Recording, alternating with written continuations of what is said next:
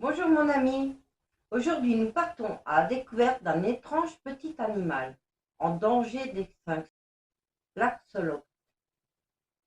J'aime bien sa bouille, on dirait qu'il nous sourit. Petite dédicace à Sine Ryu qui va adorer ce reportage.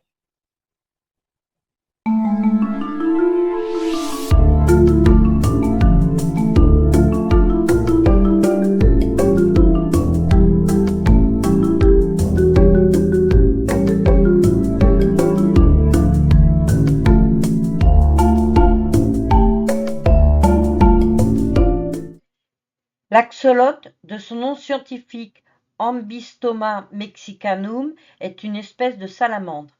Cet amphibien mexicain, capable de régénérer ses membres, est fascinant pour la biologie et la science, mais sous-représenté dans les documentaires.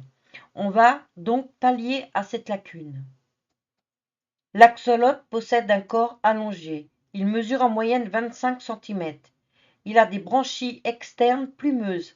Les branchies, c'est l'organe de respiration des poissons et de nombreux animaux aquatiques. Il a une peau qui peut varier en couleur, allant du noir au rose, en passant par des teintes plus claires, souvent sélectionnées pour les commerces des animaux de compagnie. Ses pattes avant ont chacune 4 doigts palmés et les pattes arrière 5. Il peut renouveler un membre perdu ou coupé, c'est-à-dire si un axolote se retrouve avec un doigt, une patte, un œil ou même une partie de son cerveau en moins, il repousse, il se régénère. C'est pour cela que l'axolote est tant étudié par les scientifiques. Sa capacité à régénérer ses tissus lui permet de récupérer rapidement de toute blessure, même celle infligée lors de batailles avec ses congénères ou ses prédateurs. En étudiant notre petit ami, les chercheurs espèrent trouver une solution aux greffes, cancers ou amputations. Je trouve cela en même temps intéressant, mais injuste pour lui. J'ose espérer que l'on traite bien le petit axolote. Vu sa rareté, je le pense quand même. On trouve l'axolote en Amérique du Sud, et plus précisément au Mexique. Il est endémique à cette région, notamment dans les célèbres canaux de Xochimilco. Historiquement, il habitait plusieurs lacs de la vallée centrale du Mexique, mais aujourd'hui, il ne se trouve plus que dans quelques zones. Avant les canaux de Xochimilco se trouvait le lac Texcoco, qui s'est trouvé en partie asséché car l'eau a été canalisée pour fournir la ville de Mexico en eau et pour éviter les inondations. Il ne reste plus que les canaux qui sont les vestiges de ce lac. C'est désormais une zone très touristique. Ce lieu était jadis des jardins flottants cultivés par une très vieille civilisation amérindienne, les Aztèques. L'axolote vivait dans des lacs et des cratères volcaniques remplis d'eau. Ces lacs ont une température entre 6 et 20 degrés maximum. Il se plaît dans les eaux fraîches, calmes et riches en végétation aquatique. Les plantes submergées lui offrent des abris et des sites de ponte, tandis que les eaux peu profondes et boueuses regorgent de petites proies essentielles pour leur alimentation. Son nom aztèque veut dire monstre d'eau. Je le trouve trop mignon avec son sourire permanent.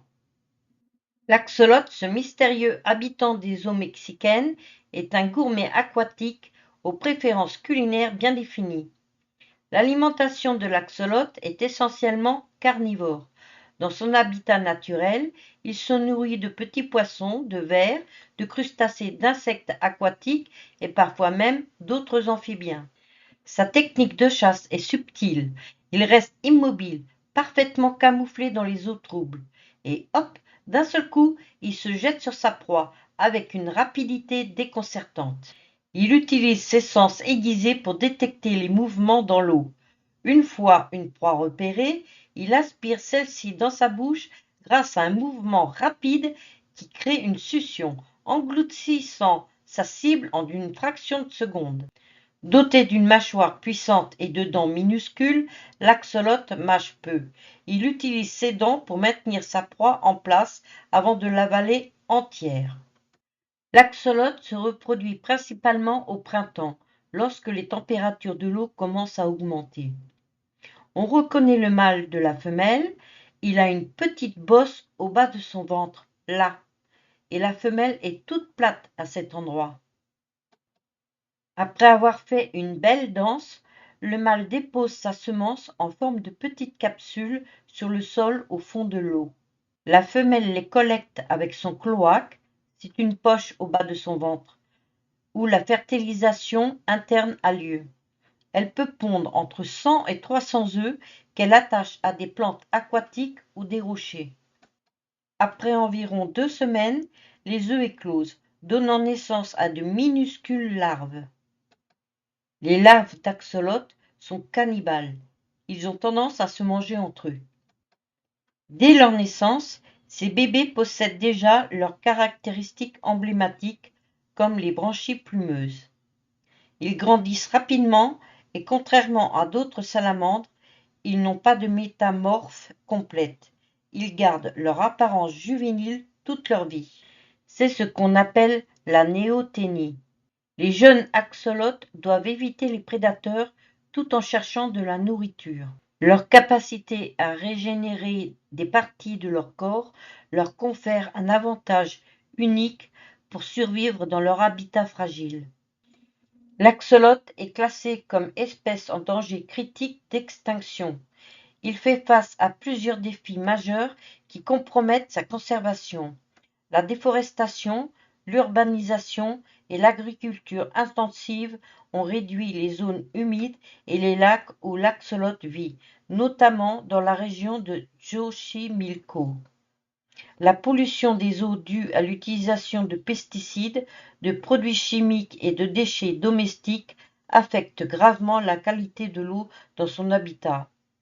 Cette pollution peut entraîner des maladies et réduire la disponibilité de proies. L'introduction d'espèces exotiques comme le tilapia et la carpe pose un problème énorme. Ces espèces invasives se nourrissent des œufs et des larves d'axolotes, ce qui réduit les chances de survie des jeunes dans leur milieu naturel. Il était également consommé par les populations locales. Les changements climatiques affectent les écosystèmes aquatiques, modifiant les conditions de vie de l'axolote. Les variations de température et les changements dans les précipitations peuvent avoir des impacts négatifs sur son habitat et sa reproduction. Il existe donc un besoin urgent de sensibiliser le public aux conditions et à la préservation de l'axolote et de son milieu de vie. Les estimations de la population actuelle dans la nature sont alarmantes. Selon les recherches, il resterait moins de 100 axolotes au kilomètre carré dans leur habitat naturel. Ce nombre illustre la gravité de la situation et la nécessité d'initiatives de conservation pour stabiliser et augmenter les populations d'axolotes. Lorsque je vois tous ces bateaux sur les eaux, ça fait peur pour cette faune aquatique. Pour protéger l'axolote, plusieurs initiatives sont en cours. Des centres de conservation comme celui établi dans le parc national de Xochimilco visent à étudier et à reproduire l'axolote tout en sensibilisant les communautés locales à l'importance de la préservation de cet amphibien et de son habitat. Des efforts sont déployés pour restaurer les canaux et les zones humides en promouvant des pratiques agricoles durables et en réduisant la pollution. Des chercheurs étudient les populations d'axolotes pour mieux comprendre leur biologie et leur écologie, ce qui est essentiel pour développer des stratégies de conservation efficaces. Une campagne Adoptaxolote, lancée par des écologistes de l'Université nationale autonome du Mexique, permet aux gens d'adopter virtuellement un axolote. Pour une contribution modeste, les participants reçoivent des mises à jour sur la santé de leur axolote et peuvent contribuer à des efforts de conservation tels que la restauration de l'habitat et des programmes d'élevage en captivité. C'est un genre de parrainage en fait. Dans le dessin animé Pokémon, Axolotl est inspiré d'Axolot. Il est également représenté sur le billet de banque mexicain de 50 pesos. Ce petit amphibien est tellement sympathique qu'on le retrouve dans bon nombre de dessins animés, films ou chansons. L'axolote peut vivre jusqu'à 15 ans en captivité et encore moins dans son milieu naturel. En résumé, la vie de l'axolote est une ode à la nature, une danse harmonieuse entre persévérance et innovation, et un rappel de la beauté, de la complexité de notre monde vivant.